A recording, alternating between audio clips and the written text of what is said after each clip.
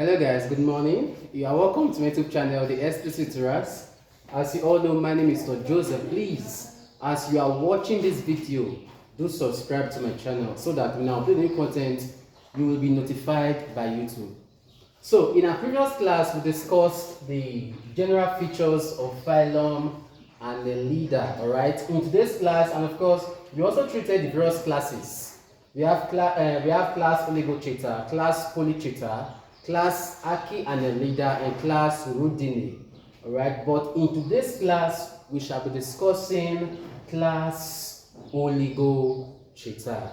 Now, the first thing we have to note is the features of class Oligochaeta. Number one, alright, this class Oligochaeta, they have a cocoon secreting structure,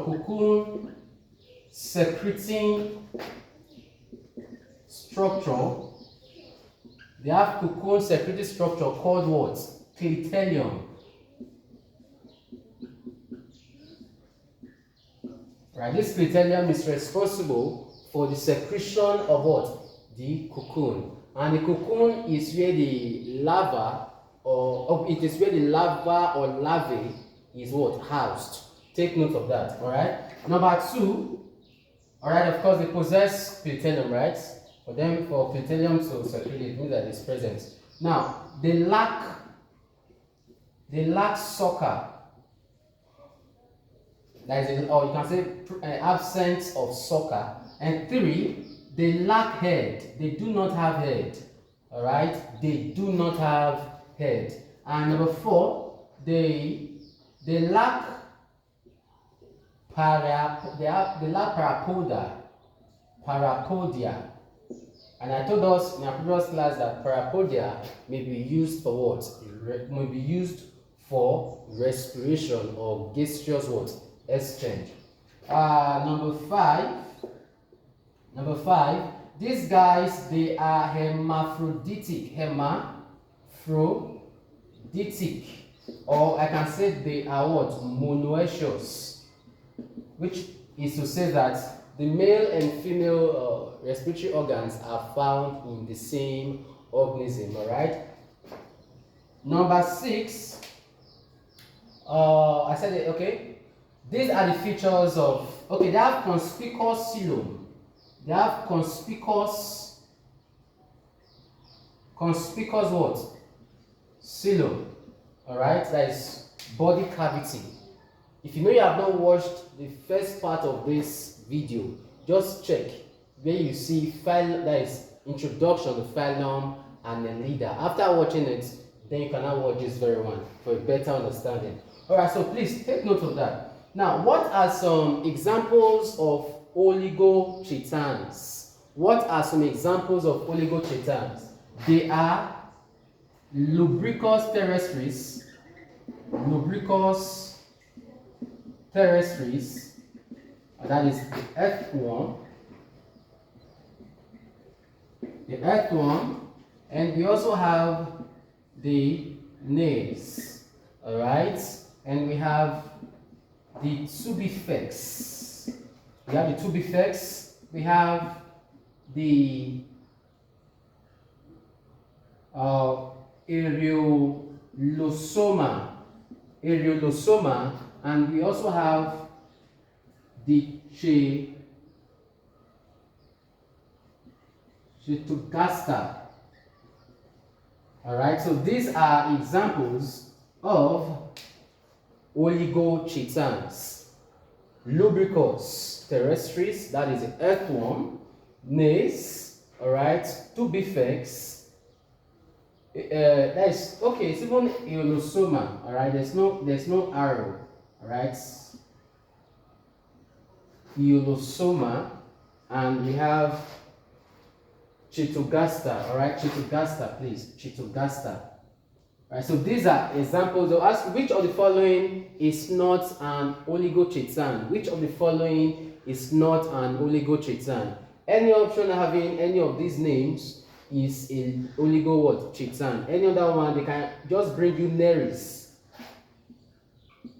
You see, Neris is different from this. Alright, this very word is a polychaetan, alright, not an oligochaetan. Please take note of that. Now, I've given us the general features of the class Oligochaeta and of course the organisms found in it.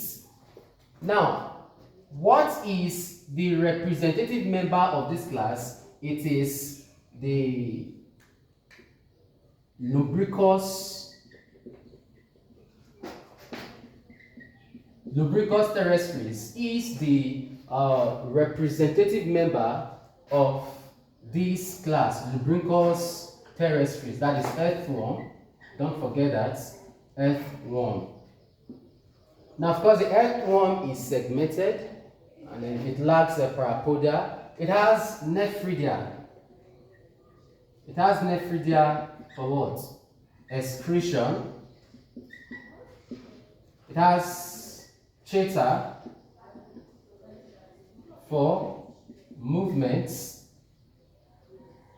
In a previous class, I told you the trend or the way in which these organisms move. All right, you know that the earthworm is a good burrower. All right, that is, it burrows itself inside the soil. All right, that's why it feeds on decomposing matters. Decomposing matters. It feeds on decomposing matters, mud, and humus. Alright, so please take note of that.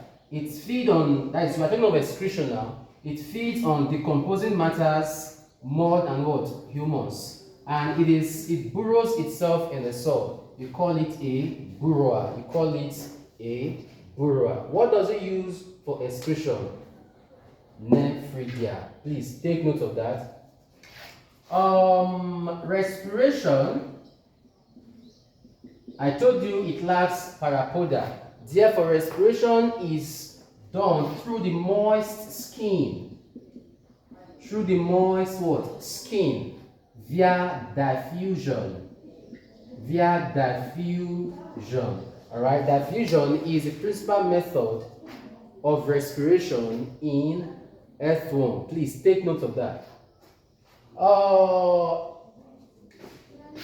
The nervous system in the earthworm is very similar to that of what? Nerves, okay? It has the dorsal and ventral nerve cord.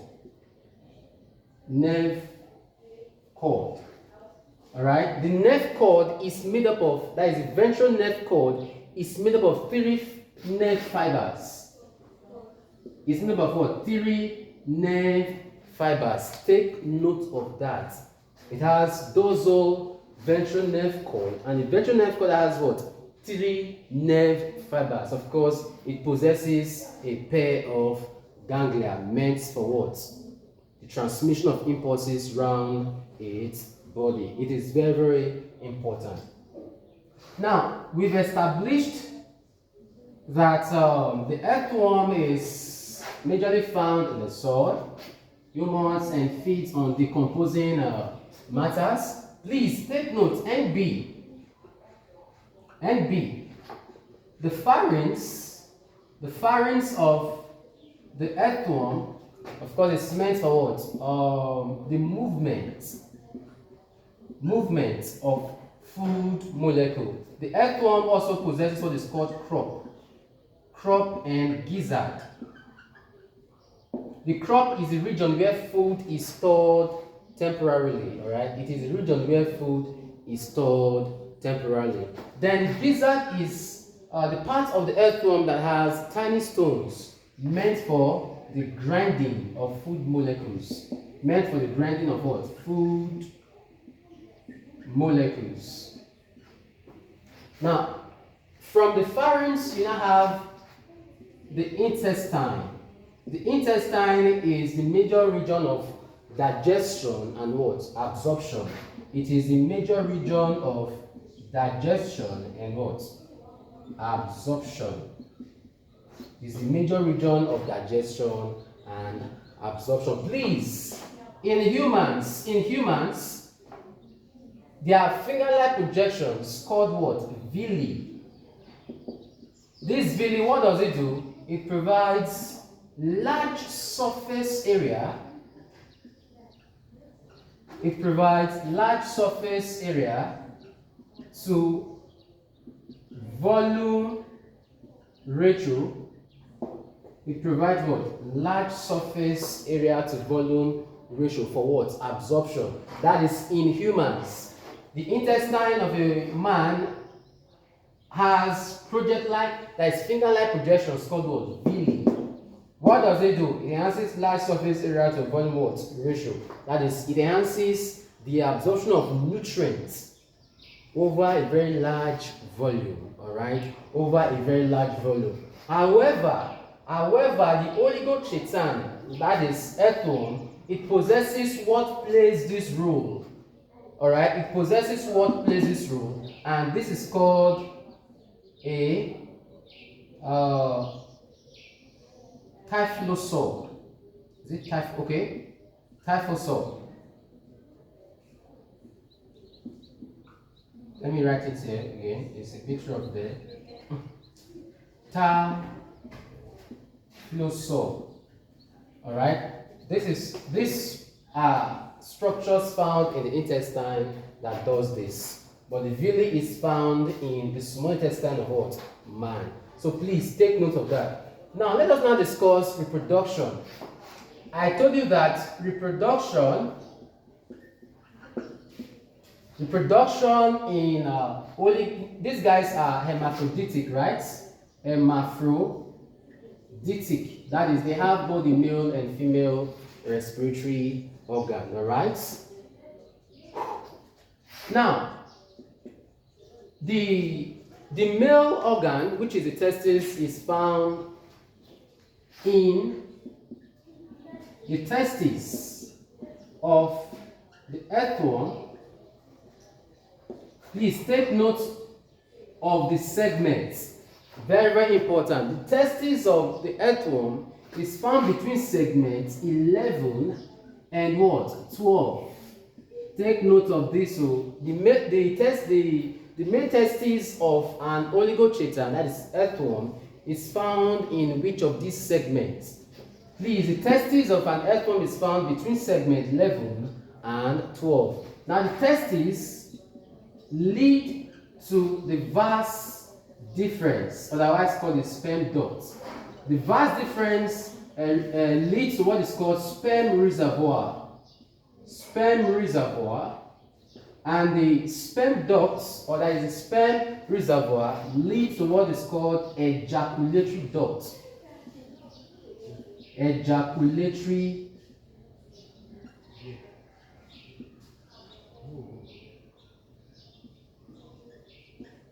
Please take note of this.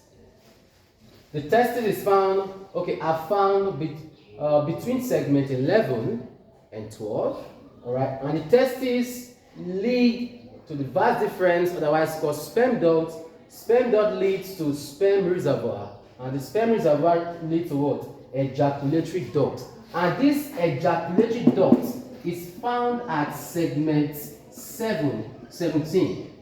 It's found at segment 17. Take note of that. And this segment 17 is directly behind the anus.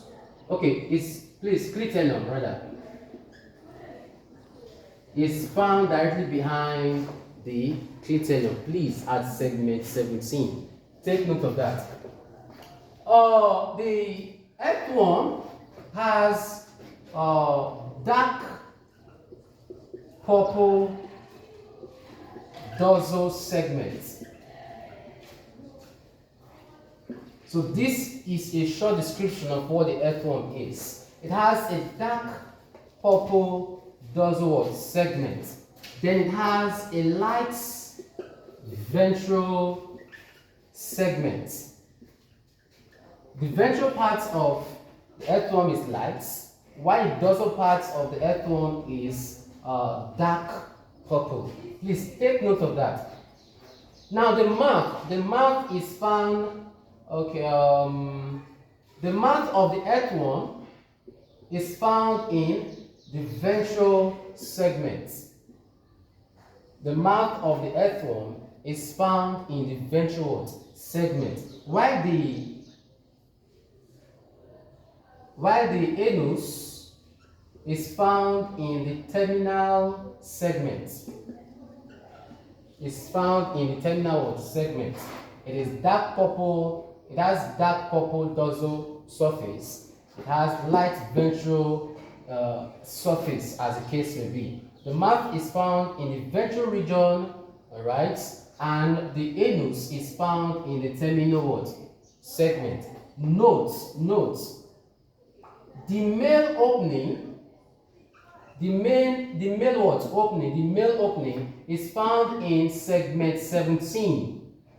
The male opening, just as that is the ejaculatory duct, is found in what? Segment 17. But the female opening is found at segment 13. Please, the male opening is found at what segment? 13. Female segment 17. Between segment 14 and 17, please, before that is between the segment 14 and 17 lies a saddle-shaped structure called clitellum.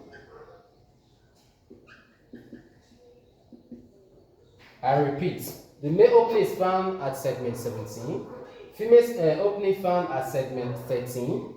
Between segment 14 and 17 lies a saddle-shaped structure called clitellum. I told us that the clitellum secretes what? Cocoon. And cocoon houses what? The larva. Alright? The larva of what? The organism. Oh, sorry, egg. Let me use the word egg now. Alright, the egg, alright? So please take note of that. It is very, very important. Is there another one? Okay, I've told you locomotion, respiration, okay, digestion, excretion. Okay, I believe we are done. So please just take note of all that has been said so far. Take note of the various features of each class found in phylum and Annelida. So at this point, I'll call it a day. Please subscribe so that when I upload the next content on phylum Polychaeta, on class Polychaeta, you will be notified. Thanks for watching. Endeavor to subscribe.